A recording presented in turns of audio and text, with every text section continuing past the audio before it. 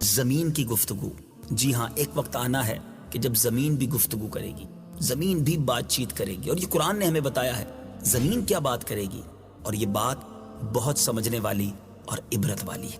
قیامت کے دن بندوں کی نیکی بدی کے حساب کے وقت جہاں بہت سے گواہ ہوں گے، وہاں زمین بھی گواہ بن کر شہادت دے گی۔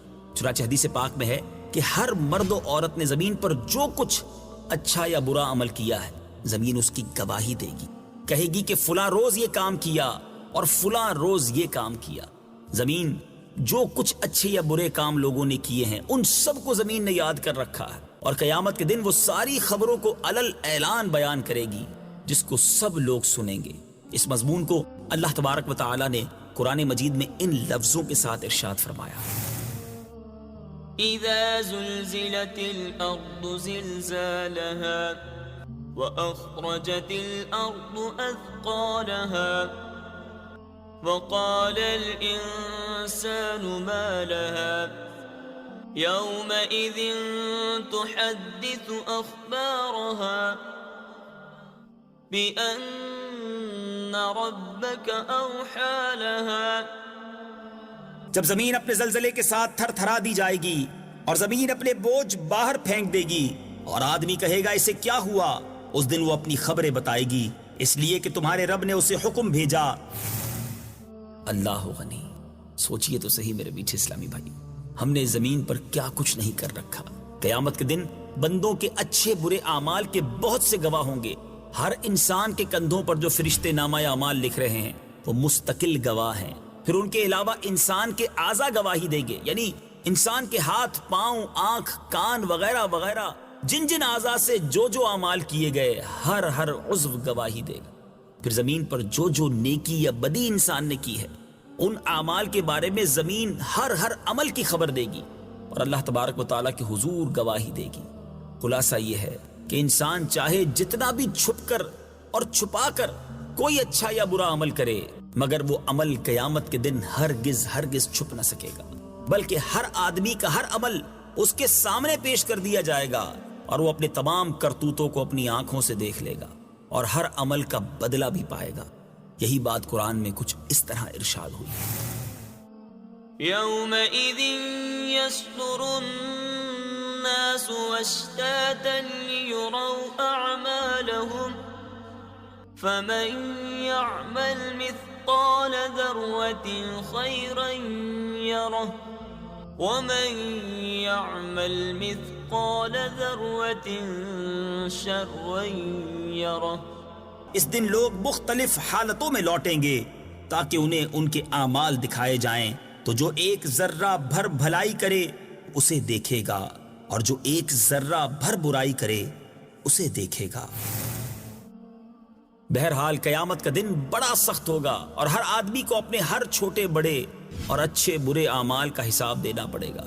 آج لوگ کہتے ہیں مجھے کوئی نہیں دیکھ رہا، دروازے بند کر کے، اندھیرا کر کے، ملک سے باہر جا کر برائیاں کرتے ہیں، لوگوں کے سامنے نیک بننے کی کوشش کرتے ہیں۔ آج جو کرنا ہے کر لیجئے، کل یہ زمین گواہی دے گی، یہ اعمال لکھنے والے فرشتے گواہی دیں گے، بلکہ وہی اعضاء جن سے یہ گناہ کیے گواہی دیں گے۔ کدھر جائیں گے ہم؟ اللہ مجھے اور آپ کو گناہوں کی ان نحوست سے، ان عادتوں سے جان ہماری چھڑا دے۔ اللہ کرے ہمیں زمین کو نیکیوں کے گواہ بناتے جائیں، دنیا میں جہاں جائیں زمین میرے اور آپ کے سجدوں کی گواہ بن جائے، زمین ہمارے درود اور تلاوت کی گواہ بن جائے، زمین قیامت کے دن ہمارے بارے میں بتائے بھی تو یہ بتائے کہ اس بندے نے مولا مجھ پر کھڑے ہو کر تجھے سجدے کیے تھے، میرے اوپر اس نے تیرے نبی علیہ الصلوۃ والسلام پر درود بھیجے تھے، یہ تلاوت قرآن کرتا تھا، یہ گر گڑا کر تیرے خوف سے آنسو بہاتا تھا، یہ تیرے دین کی خدمت کے لیے دنیا بھر میں جاتا تھا۔ کاش ہم ایسا کچھ کرنے میں کامیاب ہو جائیں۔ آئیے دوسرے قصے کی طرف، دوسرے واقعے کی طرف چلتے ہیں، اور اس کا موضوع ہے حق اور باطل۔ باجرہ کیا ہے؟ کفار قریش میں سے ایک جماعت دربار رسالت میں آئی اور یہ کہا کہ آپ ہمارے دین کی پیروی کریں تو ہم بھی آپ کے دین کا اتباع کریں گے، ایک سال آپ ہمارے بتوں کی عبادت کریں، ایک سال ہم آپ کے معبود یعنی اللہ تبارک و تعالیٰ کی عبادت کریں گے۔ پیارے آقا علیہ الصلوۃ والسلام نے فرمایا اللہ کی پناہ، میں غیر اللہ کو اس کا شریک ٹھہراؤں، اللہ کا شریک ٹھہراؤں؟ یہ سن کر کفار قریش نے کہا اگر آپ بتوں کی عبادت نہیں کر سکتے تو کم سے کم آپ ہمارے کسی بت کو ہاتھ ہی لگا دیجئے تو ہم آپ کی تصدیق کر لیں گے اور آپ کے معبود کی عبادت کرنے لگیں گے۔ اس موقع پر سورہ کافرون نازل ہوئی۔ پیارے آقا علیہ الصلوۃ والسلام حرم کعبہ میں تشریف لے گئے اور کفار قریش کو یہ سورت پڑھ کر سنائی۔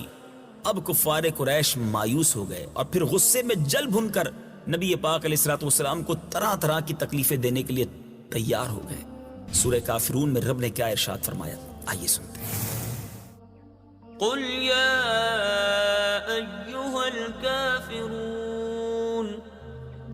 لا أعبد ما تعبدون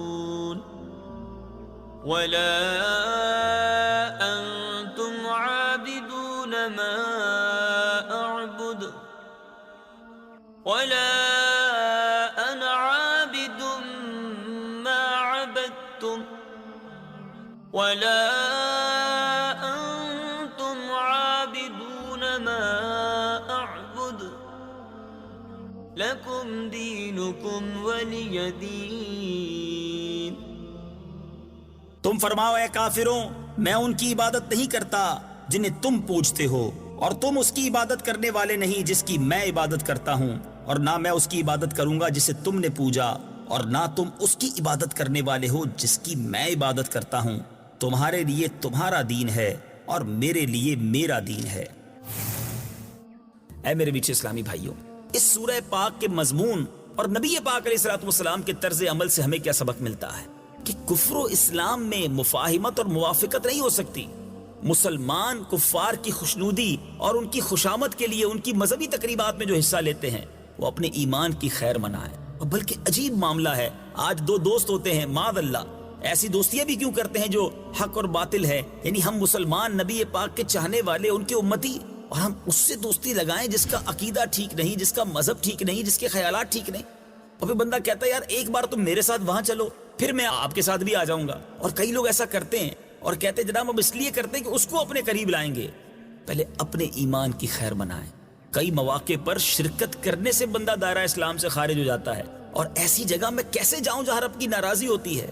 کیا کوئی آگ کے اندر بھی جاتا ہے کہ کوئی دوست کہے پہلے آگ کے اندر میرے ساتھ چلو پھر میں تمہارے ساتھ باغ میں آؤں گا؟ بندہ کہتا ہے آگ میں جا کر تو جل جاؤں گا۔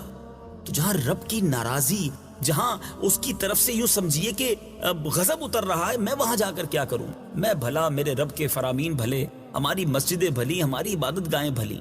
تو خدا را اپنے ایمان کو مضبوطی سے تھامیے۔